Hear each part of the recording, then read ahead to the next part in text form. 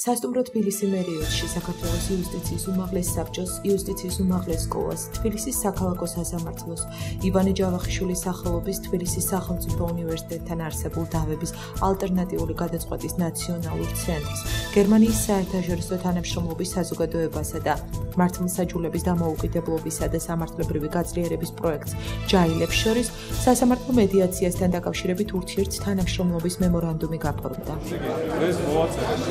მემორანდუმს მედიაციის ინსტიტუტის როგორც სასამართლო სისტემაში, ისე მთლიანად საქართველოში, ასე ვთქვათ, დამკვიდრების შესახებ.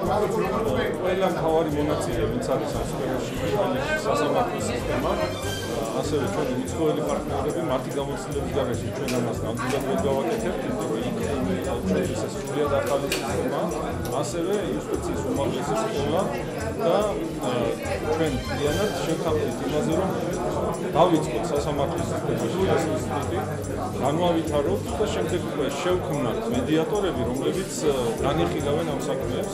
ამ მემორანდუმის საფუძველზე ჩვენ ვაცხადებთ კონკურსს, რომლის მიხედვითაც ჩვენ მოვიწვევთ კანდიდატებს, ვინც მიიღებს მონაწილეობა და კანდიდატების შემდეგ საუკეთესოები გახდებიან მედიატორები. სასტუმრო თბილისი მერიოდში გამართულ ღონისძიებაზე ასევე დაჯილდოვდნენ სასტუმრო მედიაციის თემაზე გამოცხადებულ კონკურსში გამარჯვებული ჟურნალისტები. კონკურსი ერთი თვის წინ გამოცხადდა და საკონკურსო წარმოდგენილი ნაშრომებიდან ჟიურიმ 3 საუკეთესოში არჩია. გამარჯვებულებს სიგელით და პრესიანებზები